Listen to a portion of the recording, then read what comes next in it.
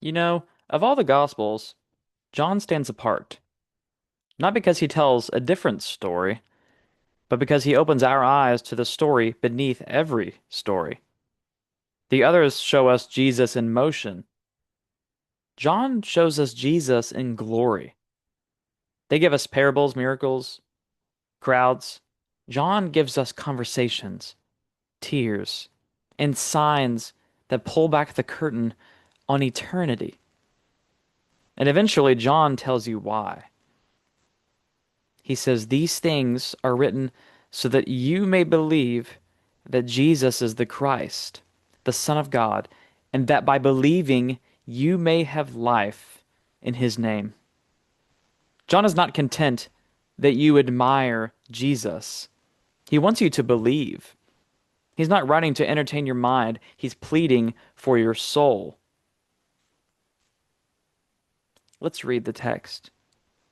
In the beginning was the Word, and the Word was with God, and the Word was God.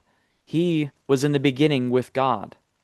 All things were made through him, and without him was not anything made that was made. In him was life, and the life was the light of men. The light shines in the darkness, and the darkness has not overcome it. So John doesn't start in Bethlehem. He starts before time itself.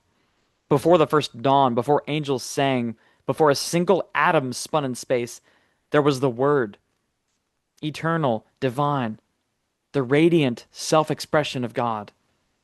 The Word was with God, face to face in perfect fellowship, and the Word was God, the same essence, the same glory, the same life. And that Word spoke, and worlds obeyed. Every mountain, every molecule, every heartbeat came rushing into existence at his command. Creation was his canvas. Life was his art.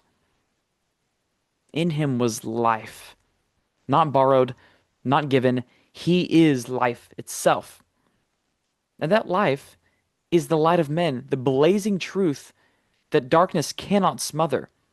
Hell has tried, sin has tried, death has tried, but the light still burns. It never flickered, it never failed, it never will. So when darkness presses in around you, remember the light still shines, and it shines for you. Let's keep reading. There was a man sent from God whose name was John. He came as a witness to bear witness about the light, that all might believe through him. He was not the light, but came to bear witness about the light. So out of the silence steps a man, not divine, not dazzling, but sent. John the Baptist. A voice, not an echo, a torch, not the sun. He came for one reason, to point beyond himself. To say with his whole life, he must increase, but I must decrease. That's what faith looks like. To live in such a way that your name fades while Christ's name rises. To be content as a shadow if it means the light is seen. You are not the light, but you can point to it. That's your calling. That's your joy. Let's read on. The true light, which gives life to everyone, was coming into the world.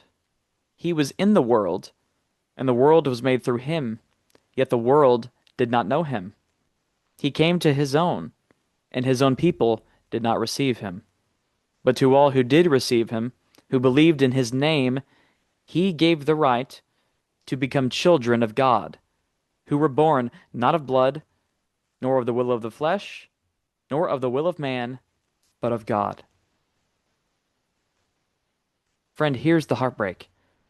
The Creator walks into his creation, and his creatures look away. The author writes himself into the story, and the characters reject him. He came to his own, and his own did not receive him. The light enters the world, and the world hides in the dark. But then grace breaks through the grief. John writes to all who did receive him. So to the sinner who turns, to the rebel who bows, to the doubter who believes, he gives the right to become children of God. Not by bloodline, not by effort, not by human will, by God's own mercy. This is not just forgiveness, it's adoption. The judge steps down from the bench, removes your chains, and calls you son. That's what it means to believe. Let's read on.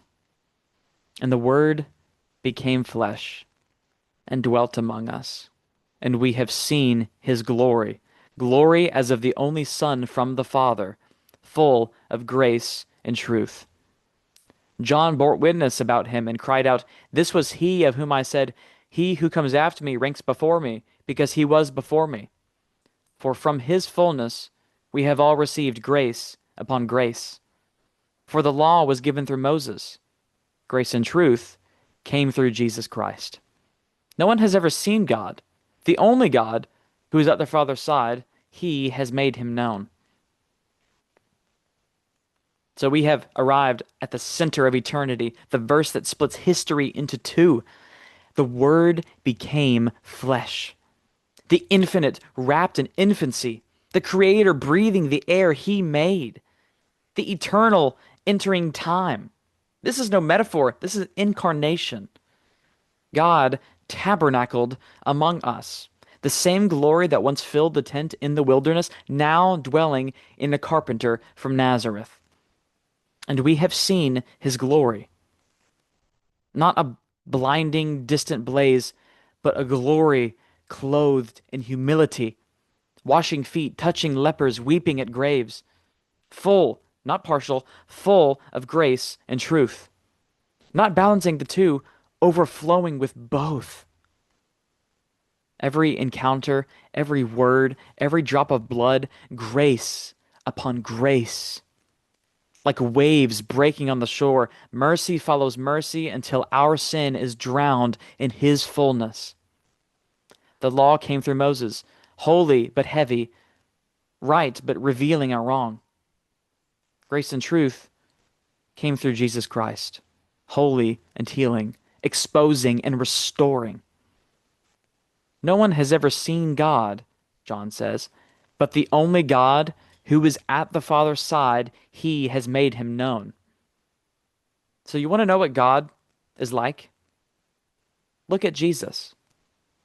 He is not a messenger about God. He is God made visible. The invisible made intimate. The eternal made knowable. John begins in eternity and ends in proximity. The Word who was with God now walks among sinners. The light that no darkness could overcome now shines in human eyes. The life that fills the universe now sits at a table with tax collectors and touches the unclean. He doesn't stand at a distance shouting truth. He entered the dark to be the truth.